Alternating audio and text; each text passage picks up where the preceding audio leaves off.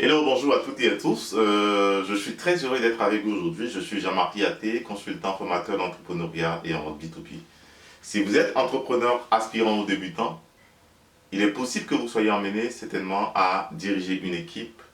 Donc si vous devez diriger une équipe, vous devez maîtriser en fait la courbe d'évolution en fait d'une équipe. Je vous en parle tout à l'heure. Donc pour pouvoir certainement comprendre la courbe d'évolution d'une équipe, vous devez vous baser en fait sur je vais dire cette formule suivante. Donc, la formule F, S, N, P. Donc, si vous avez en charge une équipe, vous allez voir que l'équipe, en fait, je vais dire, obéit à une courbe d'évolution, en fait. Et cette courbe d'évolution va commencer par le F, qui est le forming, n'est-ce pas? Après le F, on aura le storming. Après le storming, on aura le norming. Donc après le norming, on aura maintenant, je vais dire, le performing. Donc ça va vous faire comprendre que une équipe n'atteint pas la performance, en fait, je veux dire, de façon hasardeuse. Excusez-moi du terme, mais c'est le mot adéquat.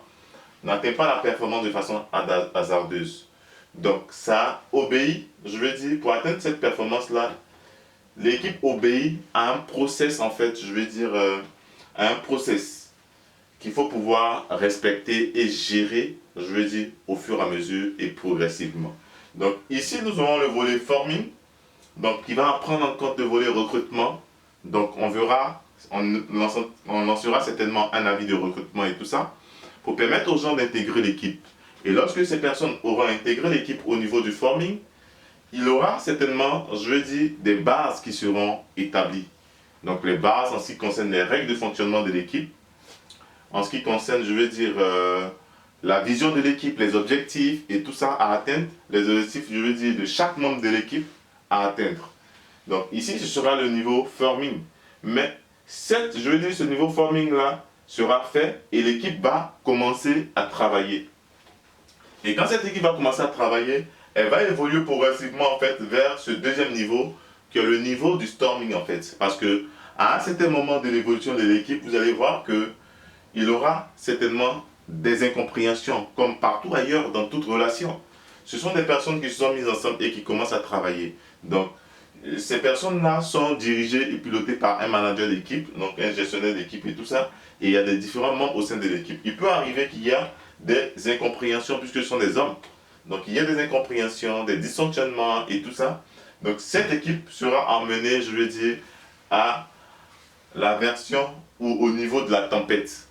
Donc la tempête peut venir de l'extérieur. Ça peut être un problème qu'on n'arrive pas à résoudre, certainement. L'équipe n'arrive pas à résoudre sur un projet. Ça peut être un problème en interne où il y a incompréhension, je veux dire, incompréhension entre les membres de l'équipe, entre les différentes personnes qui sont mises en relation dans l'équipe. Donc il y a le volet storming.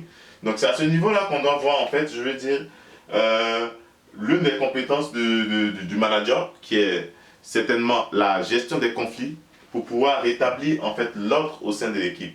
Donc, chercher à comprendre d'où vient le problème, chercher à comprendre qu'est-ce qui a créé le problème, chercher à comprendre comment résoudre en fait le problème qui se pose pour permettre à chaque membre de l'équipe d'être à l'aise et créer un consensus, je veux dire, autour de ce problème-là et permettre à cette équipe-là de se redynamiser en fait. Et quand cette équipe va se redynamiser, vous allez évoluer maintenant vers quoi? Le volet norming, qui est l'établissement en fait de nouvelles bases.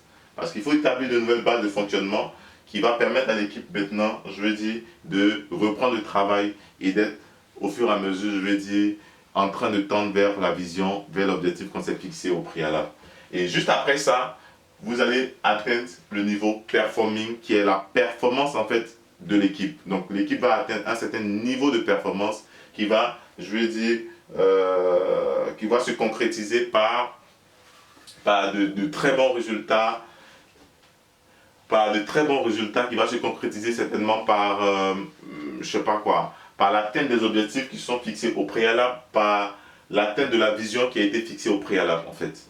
Donc voilà un peu, je veux dire, les 4 éléments de la courbe d'évolution d'une équipe qu'il faut pouvoir connaître, parce que si on ne sait pas forcément, au moment où se posera le problème, on dira qu'on a tous les problèmes en fait du monde. Alors que si on est mieux préparé à cela, on sera dans les dispositions pour pouvoir affronter ce problème-là et faire évoluer notre équipe vers le niveau de la performance. Voilà un peu ce que je voulais vous dire aujourd'hui, chers entrepreneurs aspirants et débutants. J'espère avoir été clair. Sinon, n'hésitez surtout pas à m'écrire pour qu'on puisse en discuter. Allez, j'ai été très heureux d'être avec vous. Je suis Jean-Marie Athé, consultant formateur en entrepreneuriat et en vente B2B. Et comme je le dis tantôt, mon but, c'est de vous aider à progresser de jour en jour et à devenir meilleur dans ce que vous faites. Allez, on se dit à bientôt pour une prochaine capsule. Au revoir.